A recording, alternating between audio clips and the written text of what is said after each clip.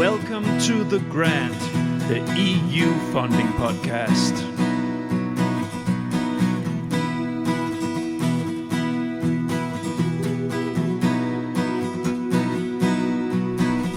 The Grant. My name is Niels Tudor-Winter, and I am the creator, editor, and host of The Grant. The Grant is an independent, non-commercial podcast initiative with the ambition to dig into all corners of the EU R&D funding system of topics of interest for the full EU R&D funding community. I have slowly moved into including other funding schemes than Horizon Europe. The Grant is thought to cover broadly the main European funding schemes. Not long ago, I had a double episode presenting an Erasmus Plus project, so the natural step for me was to move to Erasmus Plus next. Therefore, this episode is an introduction to the Erasmus Plus program, or Erasmus Plus, the EU program for education, training, youth and sports, as it is officially named. I have little experience with this funding scheme, so I have invited one of my good old contacts, Ulla-Alexandra Mattl, project director at the consultancy company Eurakom and external evaluator, into the virtual podcast studio to guide me through the Erasmus Plus program. Making a solid introduction to a funding scheme takes a little time, so this became a double episode. In this second half, we go through how to apply, the evaluation regime, what happens when you actually receive funding, and the do's and don'ts of this funding scheme. Excellent for any Erasmus Plus applicant or would-be applicant. Please enjoy.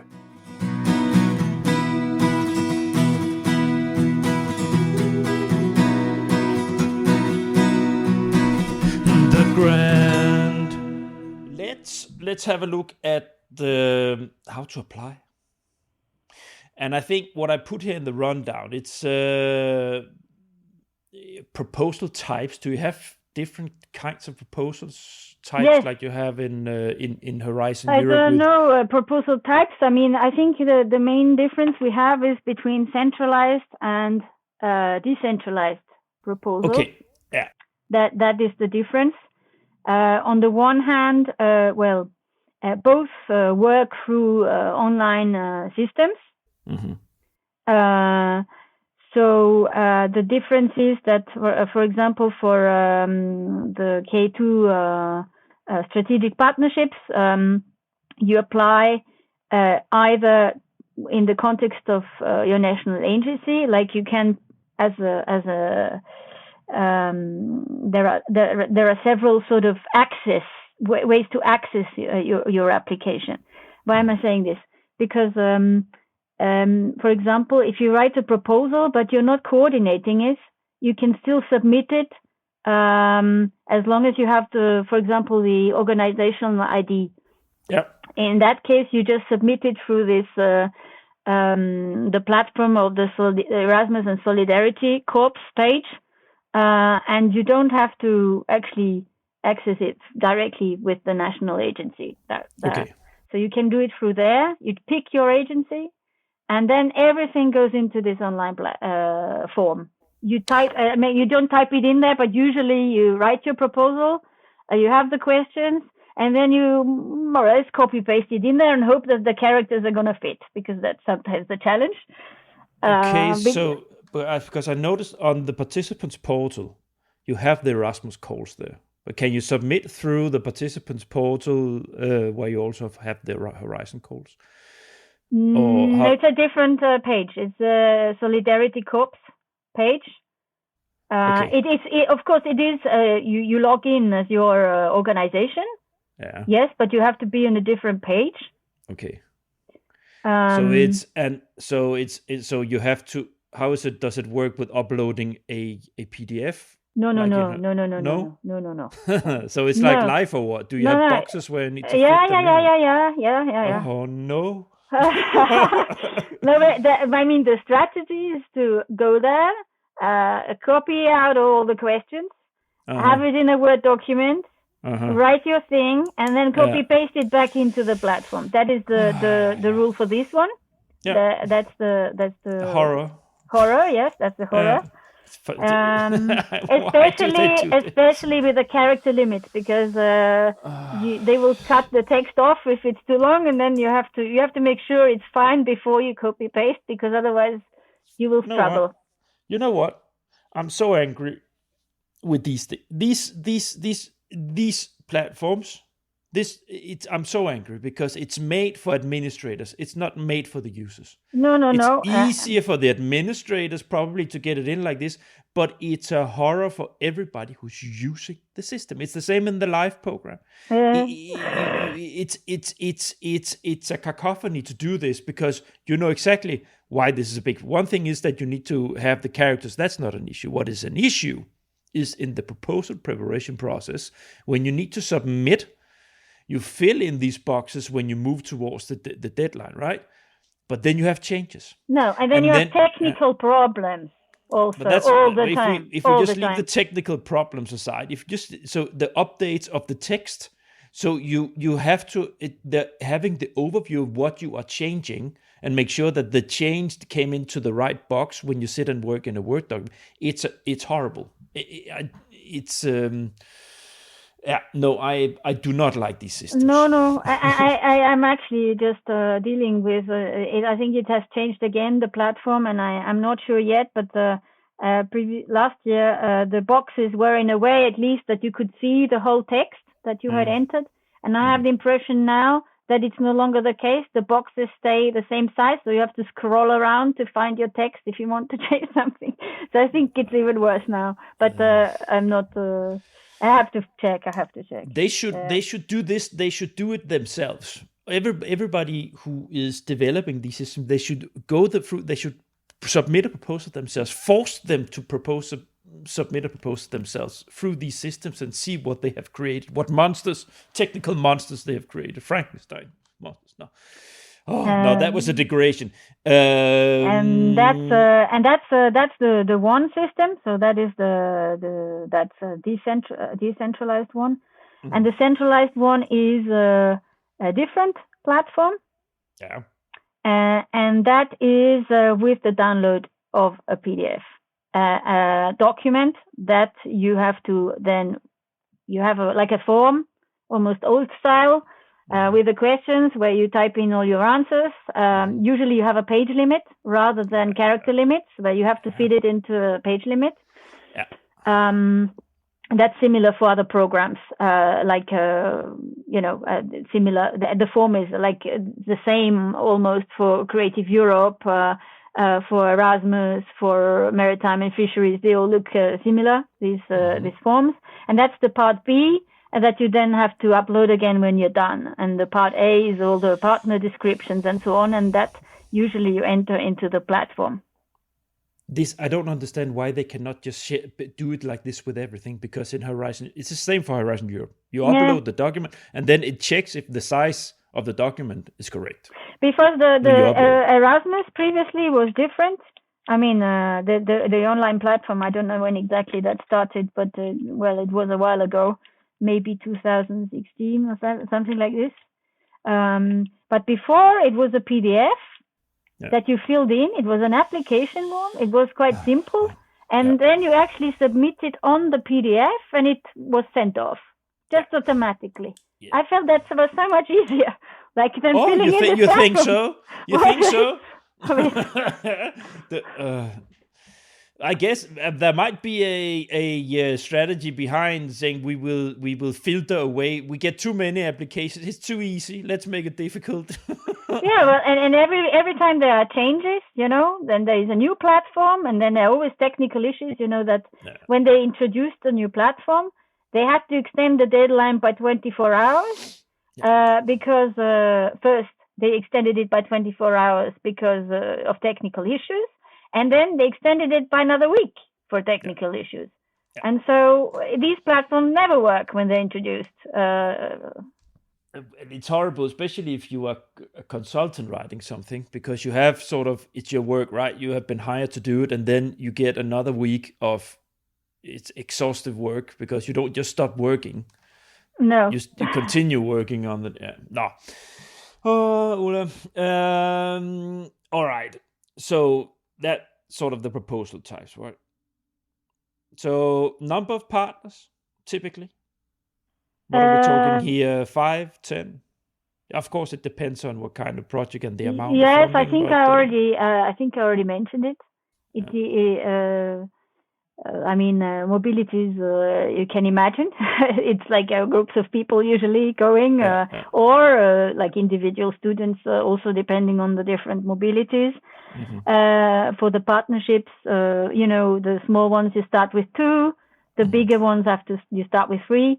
And I think in terms of partners also, there are of course there are details in the guide about who is eligible in terms of partner countries. So you have the program countries, which also include Turkey, for example.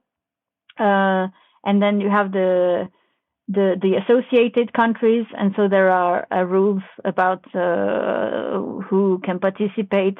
And for example, you have those in the Western Balkans, where the Commission or the EU, there is some priority about collaboration with the Balkans, also in terms of the Green Deal and so on. So you can include some partners, for example, from Albania or Montenegro. You just have to explain why you're including them and how this helps to reach Commission priorities. But you can include these countries also. And what we didn't talk about was the capacity building projects. I missed out, sorry. We're still Key Action 2. Yep. And they are interesting because they're international. So you have capacity building in youth, higher education, and vocational education and training. And there you have regional priorities of the Commission. So you can either work, for example, with the Caribbean, South America, Africa, Asia. Okay. Yeah. And then you have different budgets which have been allocated to each region in terms of how many projects can be funded for each of these calls, which are usually once a year also. Okay. All right. I'm trying to... good, thanks. I'm trying to see if we... Because we still have...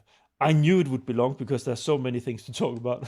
But it's good. It's fine. It's all right. We can meet again. I don't know. Ulla, funding rate. So the funding rate, funding rates, I'm not sure about how it works really for mobilities. I'm not an expert on the mobilities as such. Corporations. Yeah, for corporations, I think I mentioned you have, for the small ones, 30 or 60. So you have lump sums now, so you have to choose from the lump sums. Yeah. For the bigger ones, you have 120, 250 or 400,000. Yeah. And then for the other projects, for example, capacity building is up to 400,000. Mm-hmm. And then the alliances, they go up to, depending on if it's 2 or 3 years, you have to choose the length of the project. Mm-hmm. It's between $1 million and $1.5 million. But these are co-funding projects. That's an important topic also, actually, to talk about. But these projects are at 80%, I think, alliances. Okay. Yeah. So for the lump sums, is that the principle of here you get a box of money and then you find out yourself how much you want to co-finance?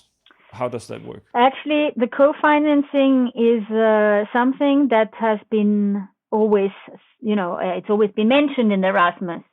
And it's a blurry area at the moment because for the new program, it has been mentioned in the guide now that it's mandatory for partners to co-finance.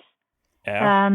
But when evaluators are still told that it's not a reason to not fund a project. But it's if you explain your co-funding well, it's a good point to get funded. Let's say there is a new section now, which I mentioned briefly, is about cost efficiency that didn't exist before, because now the lump sum you have the lump sum, but you have to explain why your activities are cost efficient, and actually also in terms of evaluation post project, what they really look at is if you have actually carried out your activities. Those are the main thing. Is the results that you have produced that they correspond to what you said you were going to do. Yeah. It's okay. I understand. So it's they have given much more freedom in relation to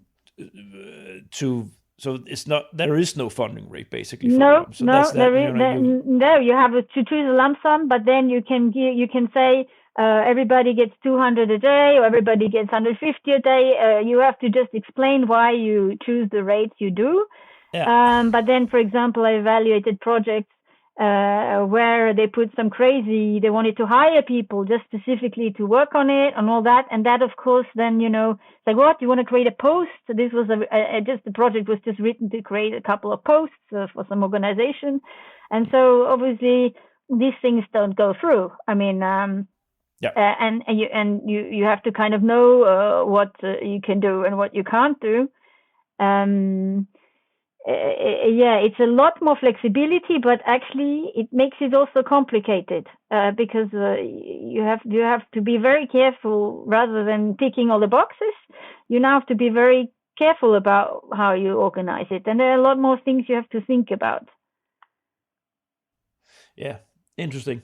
All right, so if we look at eligibility and what is funded and not funded, so what does the program cover? I know, for instance, that they don't cover communication activities. Is that correct?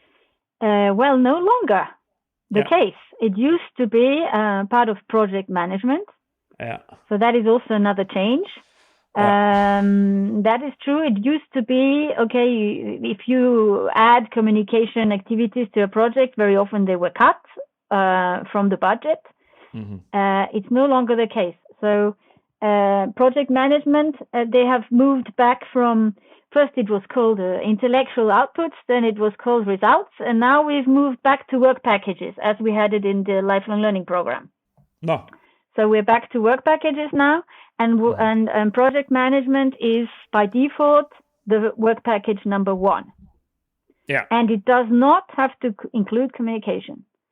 You should have a maximum of 5 work packages in total. That's what they say. Okay. That you can't do more. That's what they want. Not more than 5. Yeah. And usually now one of them is linked to communication and impact. Okay. So you need to do it, but you're not funded. No. You can. No. It's a work package. You give days. It's funded. Okay. It's changed. That is a change for sure. Okay.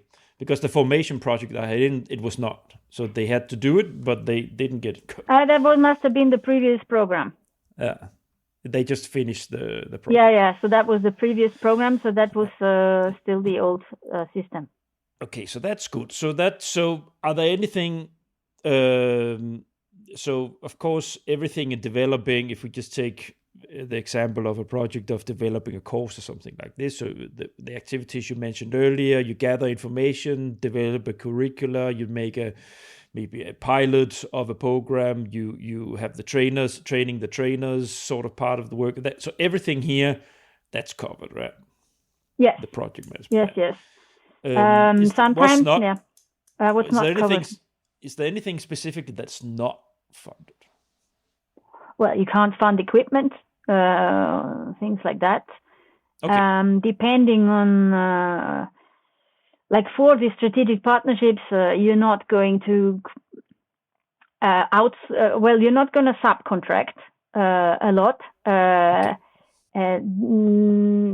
It was already in the previous program, the fact that you had to co-fund any subcontracting, and there is no real mention of it.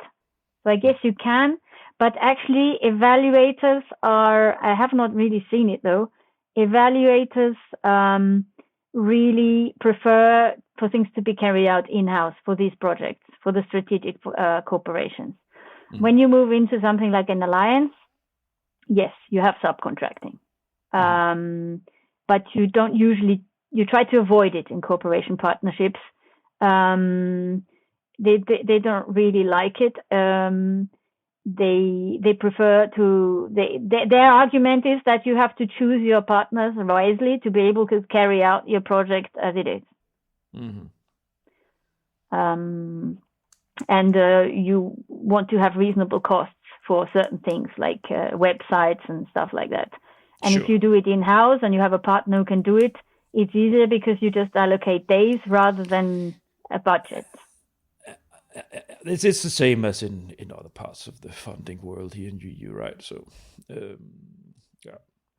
and they do know what these things cost, so it's difficult to cheat on these things. scale up your cost. They know the standard cost. So yeah. All right. Eligibility criteria for join. You're like what? I think it's very broad.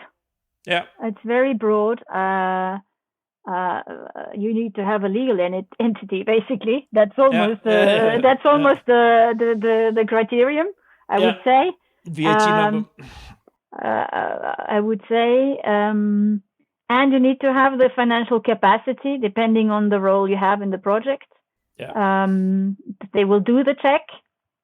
If you coordinate, they will do it mostly before you get the notification that it's been approved. They already check it out. I guess that's the same also for other calls, other programs. And then I would say country. But that's it's very open as a program. It's really accessible. Yeah, how is it with just let me see here, country? So it's of course EU, and then you have the it's basically all over Europe, right? All and partner countries and international can join, right? Yeah, I mean, depending on the call, I said capacity building has an international aspect also. Sometimes it's not so easy to find these partners. And it can be challenging in terms of admin and rules that are hard to implement because they have simply different sort of administrative procedures that make it complicated. Yeah. But depending on the call, yes, you can also work internationally with these projects. All right. I put here size of proposals, but maybe is that haven't we talked about the size of the proposals, the budget. We have spoken about the budget, the size, maybe the workload and the size. There is a difference between what we spoke about, the small ones, but it's still a considerable effort considering the budget that you will be applying for.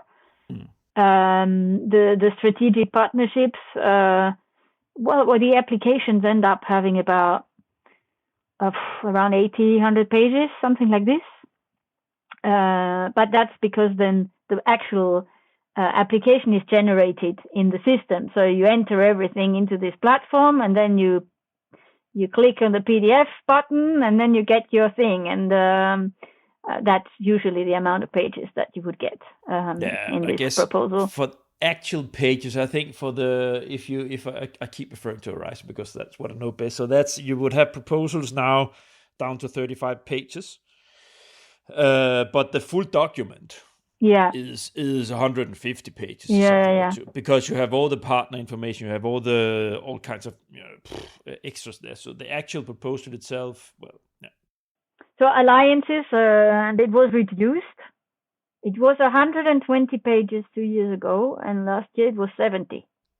How is it when you sit in a Word document? How long is that? When you sit and write it in a Word document, how long is that? When I have one right now, which is about 50 pages. Okay. And are you close to finish or? Not too far off. I think it'll be okay. It'll be okay. So that's the level. Okay. So the deadline is on the 22nd. So usually for strategic partnerships, it's there is one main deadline in March every year, usually around the same time, and then there is a second deadline in the autumn. But in the autumn, for the bigger ones, there are only a few countries where you can submit, but the small ones you have 2 options a year. And usually for youth, you have also several. You have at least two options also. And you then know what I read? Oh, yep. No, and the other calls are usually once a year. It was once a year. The deadlines sometimes they change, but there is a lot going on in the spring for Erasmus. Spring is the main between January and March. Is the main period. I can see that you have also here in March, right?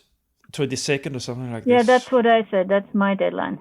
It's I try to keep an eye on these overviews of to kind of follow what's going on in the sector, because it's not my work anymore. So I sort of get an idea of what my listeners have of workload. I realized something. I realized that this I just put here, mundane like this, how to apply size of proposal and proposal structure. That little small sentence there, that's a full podcast episode. Which one?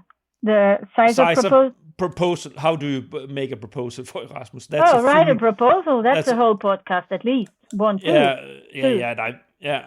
So I think let's just leave that, and then we can maybe reschedule sometime in the near future if you want to share how to develop a proposal. That's actually very interesting, because there are about 200 ways of doing it. And I'm sure everybody has a different way. You could do a podcast just with people sharing how they do it. I mean, I know people who, I'm just going to say this now because it's interesting, who involve everybody in the writing. And then there are those who don't, If you don't, it's a lot easier. But it also depends on who you're working with, who your partners are. If you know you can rely on if you know who they are and how they're going to work, it's a lot easier to do it that way. You know what?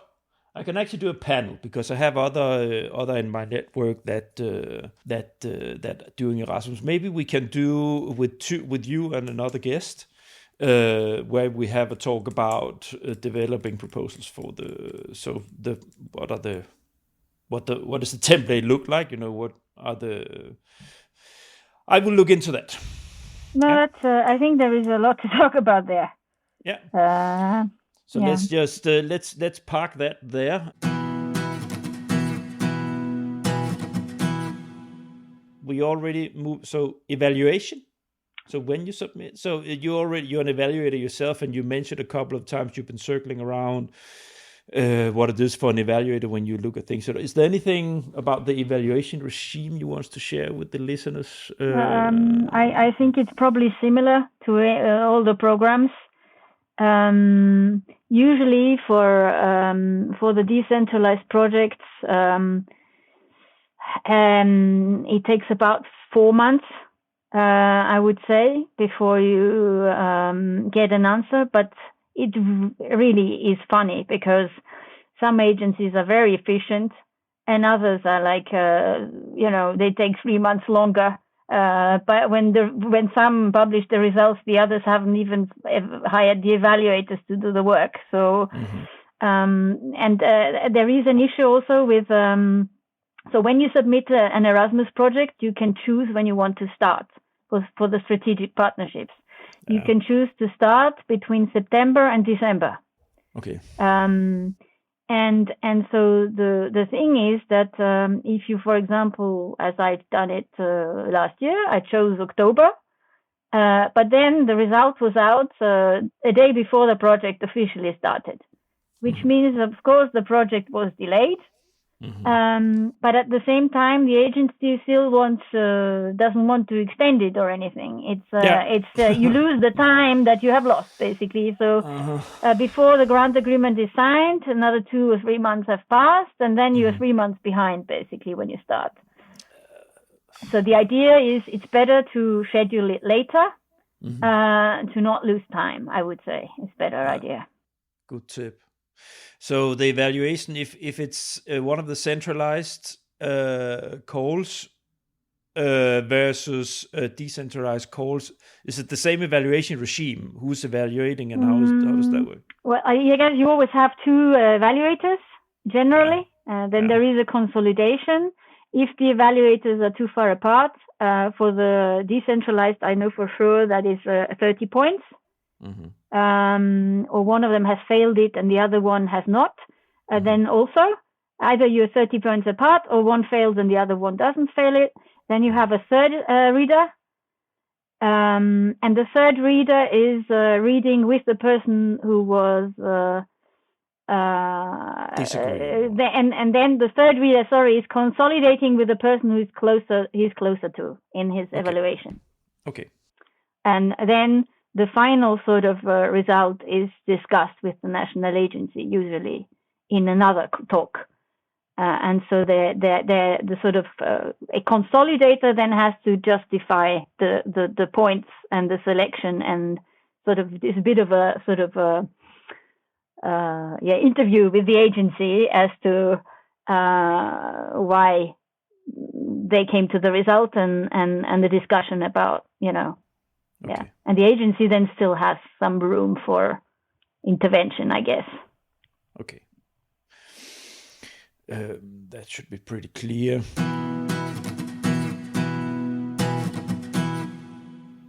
So when the funding is received, what's the typical duration of a project? The duration is between usually 2 years and 3 years, I would say. For a small scale, can be 1 year. Okay. From 1 year. But now with the lump sums, of course, the duration is also linked to the lump sum, in the sense that if you have 400,000 euros, you're not going to do a 1 year project. I have had that also, but then of course, what is the impact going to be? So that is going to be a big question for the evaluators. If you work on it only for a year, what kind of impact can you generate? So the more money you ask for, the more impact is expected, and then also the duration is linked to that. Mm-hmm. Yeah. All right. So if I put here the role of the national agencies, and we have been circling around that in different parts in the conversation here. But so when you have, if it's a decentralized call, then that's your primary contact, right? The coordinator then coordinates with the national agency that they're connected to. Yes, and if it's centralized, it's a project officer from the European Commission, right? Yes, exactly. So you have usually you're being allocated a main contact at the national agency, and that's the person you deal with until they change it and it's somebody else. But usually, yes, you have one person that is your officer, basically, that you talk to. All right. That should also be pretty clear. And these things, we can probably touch that also if there's something we need to dig into in a future episode on the proposal preparation. Now, do's and don'ts. Are there anything, like core tips on what to do and not to do? I think what I said is I think it's good to start as a partner. That's a do, definitely. So if you're interested in Erasmus, I think, is this something we should engage with, then connect yourself to a proposal? Yes, I would say, especially if you're a newcomer, because that's a welcome feature now in projects. If you are new to it, it adds to the proposal, and you can gain the experience at the same time. So it's a win-win situation. Uh-huh. What I wouldn't do is the opposite. If you have no experience, try and write a 250,000 euro project just like that. You will lose a lot of time probably. Yeah. You have to. I think it would be a challenge, I guess, to get funded. I think it's the same. That's a generic advice, actually. Yes. To throw yourself at coordinating a proposal process as a newbie. That's not. it's not very, what do you say? That's not resource efficient. No, but some people do it. That's yeah, right. Yeah. And the commission always says, "Oh, yes, we like to have new coordinators, but by all means, from experienced people here, take it from us that you don't, see how it works, see how it is to be in a consortium in the writing process of the proposal, and see what happens throughout a project. So what is it actually like? And then if you feel you have the stomach for it, when you've seen what a proposal look like, so you get an idea, then you can maybe throw yourself at trying to write or coordinate this guy. So yeah. And I think another thing is definitely don't underestimate the evaluator. I think you can go either way. So even if you're 100% convinced about whatever you've written, you don't know who is going to be at the other end. So it's always a lottery. So don't be frustrated by the fact that you get a low score. It doesn't mean that the proposal is necessarily bad. It can mean it, but it doesn't have to.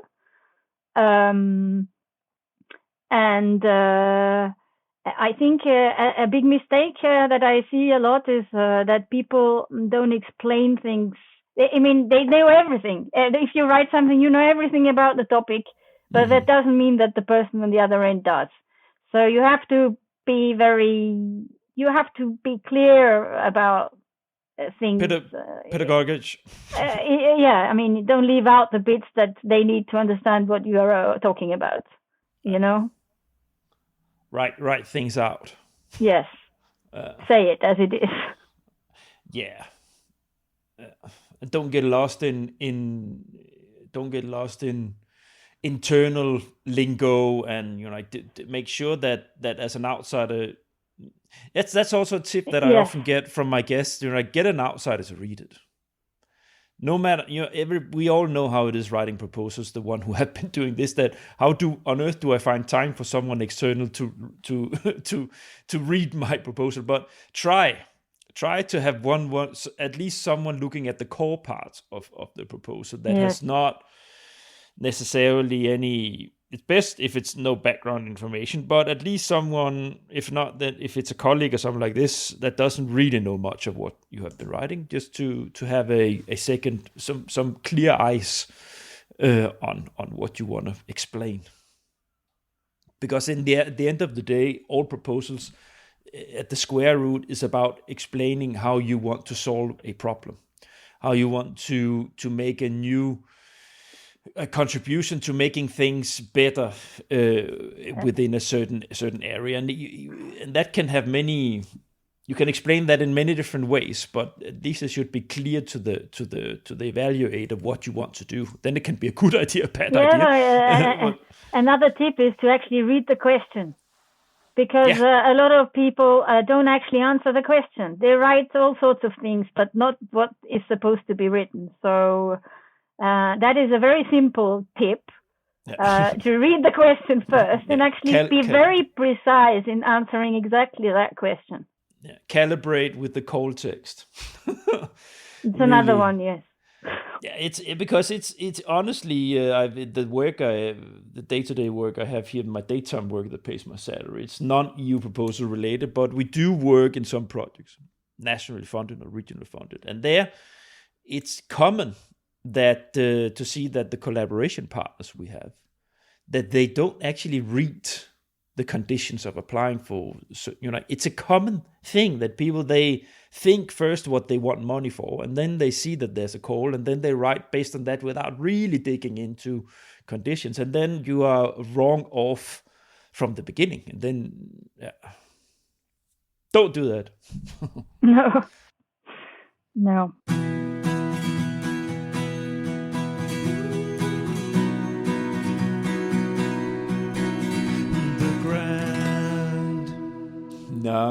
Ulla, moving towards the end here. I have a segment that I have in all my recordings, episodes here. The toughest challenge, and it's not a fair toughest challenge I put in here, because that's pretty broad. Toughest challenge in relation to working with the Erasmus Plus program and how to deal with it. Now you've seen this, I forwarded this to you, but what is your first thought just what is your first thought when you think about the Erasmus Plus and working with? What is it? Was it that's a nut to crack? I think there are several, of course. One is the one I already mentioned, which is linked to impact. I think with the budget you have available, how much can you actually do? Yeah. And that is also directly linked to something that is a real challenge, I think, which is innovation. So you always ask in the proposal, why is your proposal innovative? I mean, we have this all across programs, but also in Erasmus. Why is it innovative? What are you going to do that hasn't been done before? And then my problem with this question is that, just because there has been one small Erasmus project 20 years ago or 10 years ago, even 5 years ago, that has dealt with a similar topic, it doesn't mean that the problem has been solved. The problem is still there. It's just that 5 partners in whatever countries have had a small chat about it for a couple of years, and the problem is still there. But it's almost as if in each project you have to do something new that hasn't been done before, and that is a mistake, I think, because if we have to tackle societal challenges and school leaving and like big issues like that. It's not like with one project that we're going to do it. So that is a problem for me. I don't think that's a good idea to exclude things that. I mean, obviously, you're not supposed to redo the same things, but you can still work on a similar topic. You see, with different tools or impact or different areas, countries, and so on. And this is a challenge, I think, especially now. I think the Commission and the agencies are becoming very sophisticated in their database, spotting whatever exists out there. Who are you working with? And what have you done? And what are the others doing? And they have all their projects in their results platform. So it's very easy for them to say, oh, no, but that already exists. And you get that in evaluation. Well, that is not new, and this is not new, and that is not new. But what is new today? What is really new? What doesn't already exist? Like as we move on, there's hardly anything that doesn't exist in some form. It sounds a little bit like they have copied or applied the same approach as they have in the research and innovation part, where it makes sense, right? They don't fund the same innovation, right? That makes sense there, but you cannot. It's not the same with education. You cannot it's exactly what you say. Of course, it's you need to do in different contexts or with a different angle. Different schools. I mean, we work with problems in schools. It's not like by doing one project between 5 schools that you're going to solve a problem that is European-wide, Yeah. So that is for me a real challenge, and I think that and then of course, I mean to be fair, there are also consortiums and there are also partners who think they can just talk about the same thing forever also. Who work on the same topic and they just want to sell it every year, the same thing. That's also true. So, I mean, I understand also the view of the agencies sometimes or evaluators to say like, no, we've seen this too many times, and because you have project or funding scheme exploiters everywhere, and of course the Commission, they get tired of seeing these, like just wanting to fund desks in their organization. It's project hunters. That is exactly what is happening now. There is a big sort of I feel like this is being tackled at the moment. They are really looking at those organizations. That's good. Who are doing this for a business.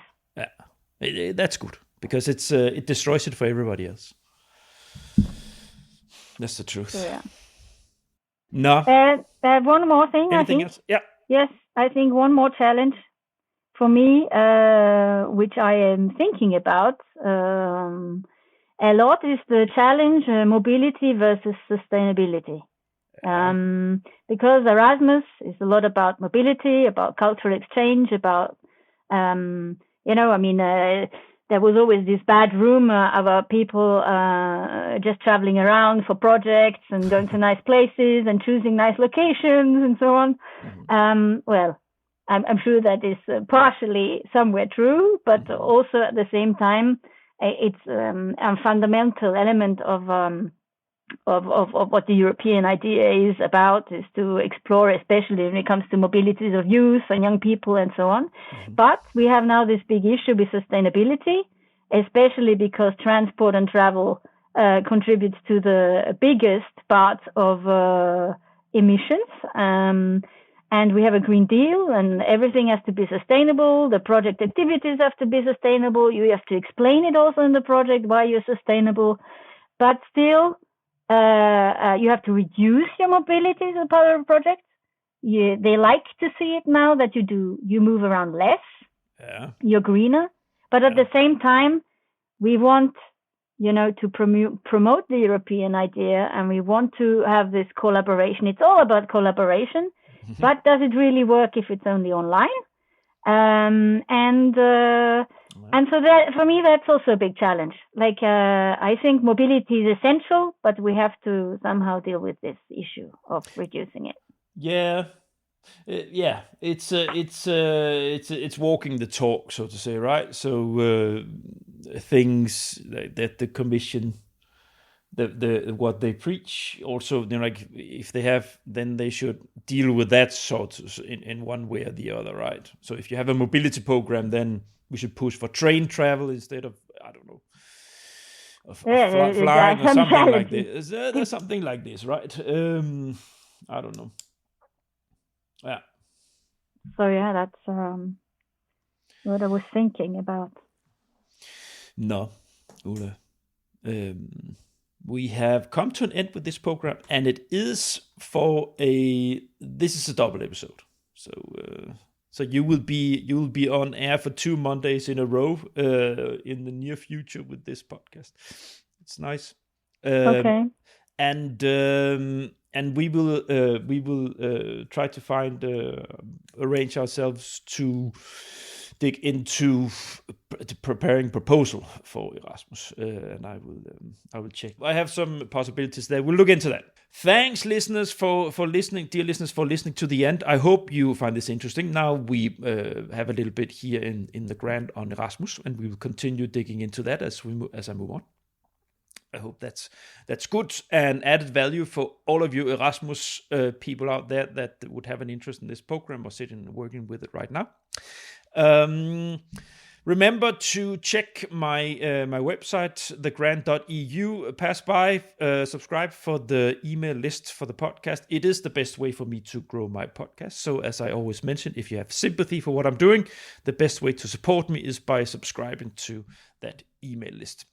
On the website, you'll find the 50 odd episodes that I have by now, of all kinds of corners, writing proposals, the process environment, research, and so on and so forth.